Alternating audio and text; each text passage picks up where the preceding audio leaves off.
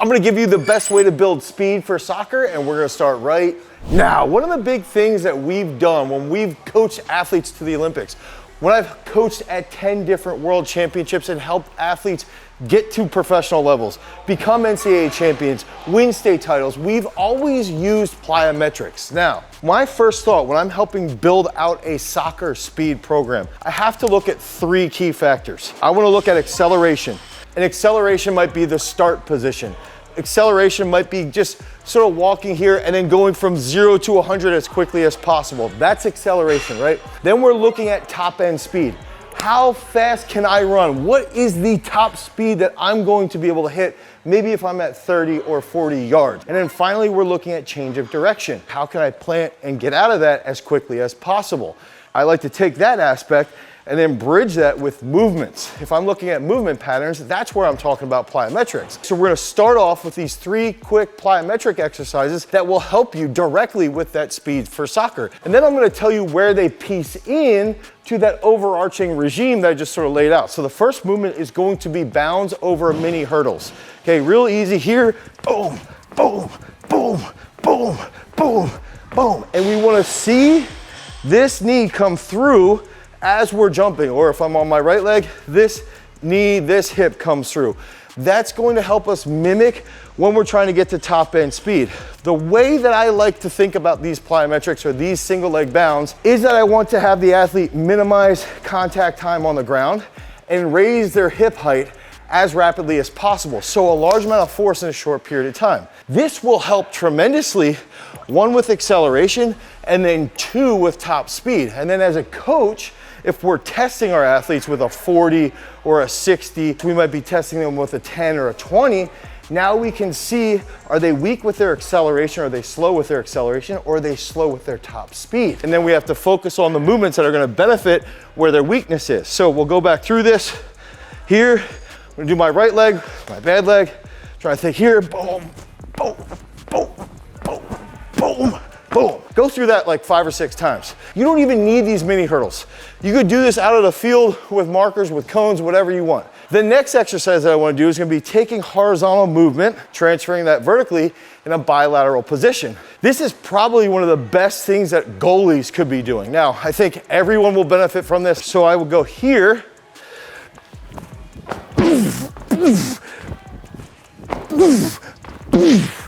We'll go bound, 2 pogos. Bound, 2 pogos. And the whole goal here is that we want to think about landing in front of us with our feet, getting here and coordinating the arm swing to get vertical. A lot of younger athletes struggle with the arm swing. They struggle when they're doing that with the single leg hops. They struggle when they're doing the bounds. They even struggle with those pogos, okay, having the arm swing. That's gonna help you with your overall speed. The third plyometric is arguably the best one for acceleration. And we're gonna do a single leg stair jump. It forces me to project. And if we think about in soccer, and we think about change of direction, or we think about acceleration, both of those realms require us to change our chest direction and to have trunk control. So I'll go here, boom. Not terrible, not bad. I went every 2. My left leg, I'll probably be able to go every 3, likely. I want to use movements that we can measure. Okay, the bound to pogo, we can measure how long you're jumping with that bound. Stair jumps, how many steps are you going? Even when you're doing the pogos, we can see how quickly can they react.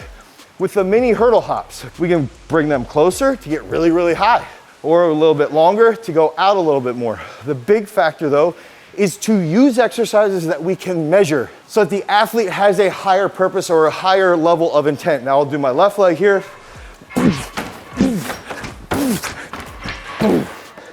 I went 3-2-2, I believe is how that went. So when we're doing these single leg stair jumps, think about getting forward, driving from the knee, driving from the hip, and then cycling back through as quickly as possible. These 3 plyometrics are fantastic for acceleration and for that top speed. We're gonna bring in strength to the soccer world, please. Strength to the soccer world without just being goblet squats, okay? We're actually gonna do some big time movements. And the reason being is 1, we've gotta prevent injuries. 2, we have to be really strong just so that we can change direction, but also one of the big factors here is that if we focus on strength, that's gonna help us a ton with acceleration. So even if we don't have the ball, we can get into a better position. There's a lot of stop and go in the sport of soccer, in football, okay? So we need to be able to change direction, and we need to be able to accelerate very, very rapidly. And that enables us to have a longer push on the ground. If we have a longer push, then we are gonna use movements that will be a little bit heavier. And the first exercise to improve your speed that you guys can do today is going to be the single leg squat. So we can get in place here, do your weak leg first. We'll go here. I still held that trunk control. I still held that nice stable position, which is going to target my hamstrings, target my glutes, and in turn lead to greater levels of acceleration. Now, we're going to have 2 more strength-based movements that you guys can do today that will transfer tremendously. Okay, so the next exercise is one of my favorite movements, and if you're inside of our strength training app, Peak Strength, and if you're clicking on soccer and you're in the soccer-based program, you're going to get this movement, and that's going to be cleans. Now, I believe if we took the average kid and we said, let's get your clean to go from 80 pounds to 185 pounds, that kid has a much higher likelihood of going on and playing at the collegiate level than if that same kid had never touched a clean before in their life. And what happens when we're learning how to clean is that we're gonna strengthen our posterior chain. Okay, we're gonna accelerate the barbell. The implement will get acceleration. We'll learn how to extend very quickly. And then we're gonna get into that catch position, and we're gonna learn how to be elastic and fast with that load. And that in turn will then help us apply more force. When we're running at high speeds, if we can apply more force into the ground, we're gonna run faster. So if we can use cleans once or twice a week, as a high school dude, if you wanna build up to 185, 205 pounds, that's gonna help quite a bit. If we're a high school female, if we wanna build up to 135 pounds of power clean, that's gonna help you with that speed. That's gonna help with change of direction, and it's going to help with acceleration. And then finally, when we're thinking about the strength components around building a strong foundation for speed for soccer, that last connection is going to be weighted sled or doing sled sprints. And I believe that we should start with about 10% of our body weight on the sled. So if you weigh 150 pounds, put 15 pounds on the sled and then run 10 sets of 20-yard sprints. Over time, you can increase that weight. You can decrease that weight. You can see where you feel faster. One of the big factors that I brought up in the plyometrics section of this video is measurables. Try to figure out how quickly you're running the 15, how quickly you're running the 40, the 60. Now you have measurables and you can see what that sled sprint is going to do.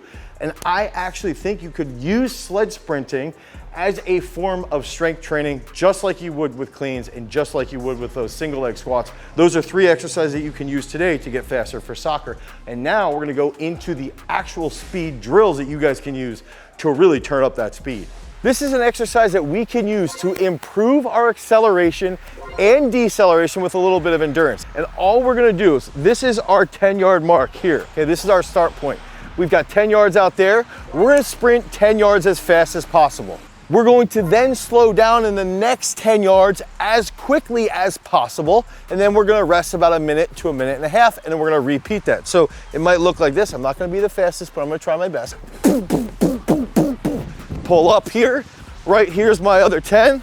I can slow down and then I'll come back. Let's say that there's a clock running here. Slow down, right here's my 10. And then we can do this 10 sets of 10. Now, you can start to move that deceleration period in from 10 yards to 8 yards to 6 yards. See if you can slow down quicker while still reaching a very, very high speed. That's gonna train acceleration with a little back door of endurance. Okay, so this is a fantastic exercise just to focus on acceleration. And then because we're decelerating, it's gonna help with that change of direction as well. Second exercise, I'm gonna move this back, would just be a simple fall in movement. So I wanna think about my chest going here. And the first thing that I'm gonna do, I'm gonna initiate what I would believe would be my stumble reflex, right? So I'm gonna be here, boom, okay? And then we can do that a couple times. And what I want to do when I come forward with this lead leg is to actually stay plantar flex here, boom, and come forward. So we can do that through 10, 20 yards with a little fall in. And we can just think about if we're playing the game and we go up for a header and we land on one leg and we have to change direction, that's where the application of this comes into play. Oftentimes on the competitive field, when we have to do things like jump in a specific direction, we might be falling and we still have to sprint out of that. That's where this comes into play. And the second version of this would be me here, okay, and I can think about here and going forward. Okay, so we get a little bit more of a lean, and we can almost set a guideline or a placemat or wherever we're at, thinking like this, boom, sprint forward. So we can get really unique with how we're dropping. And initially just think though, get the chest forward. That's gonna teach you how to drive out of that position to get forward, apply a lot of force in the ground. Change of direction here, also acceleration. And then finally, the best thing that I love doing with soccer players would be running hill sprints. If we can get a decent hill, we could run, let's say 8 sets of 20 yards, all out, up a decent incline. That's gonna transfer to a large amount of strength in the quads, large amount of strength in the glutes, calves, everything. But it's also gonna transfer over to acceleration. If we can build the structure of the soccer player to be stable, to be explosive from the plyometrics, explosive from the strength movements, strong and stable from the strength movements. Then we bring in the locomotive exercises.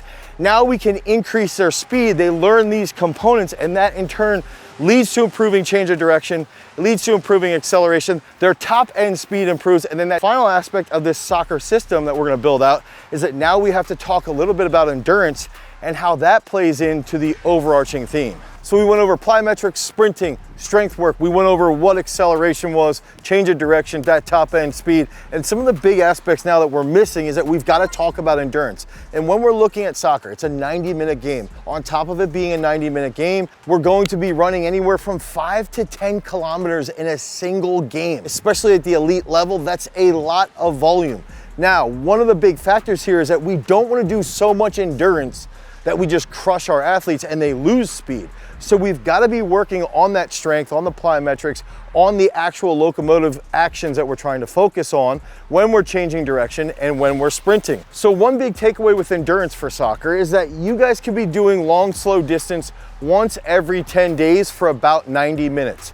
That could be getting on the assault bike and then going on a rower. That could be sitting in the sauna for 30 minutes and then going on a rower, then going on a treadmill, then going on an assault bike. Anything along these lines, just some easy work to get that heart rate of 130, 140, somewhere in that range, because you're doing so much work in practice. Okay, we're gonna be doing that strength work, the plyometric work, the speed work. Then you bring in that backside of working on your endurance, and now all of a sudden you're a well-trained soccer player that has a lot of speed for a long period of time. If you guys need help with your soccer specific programming, one of the big factors that we recognize is that a lot of soccer-based strength programs tend to be a little weak. They tend to shy away from doing compound movements. They tend to shy away from using a decent amount of weight.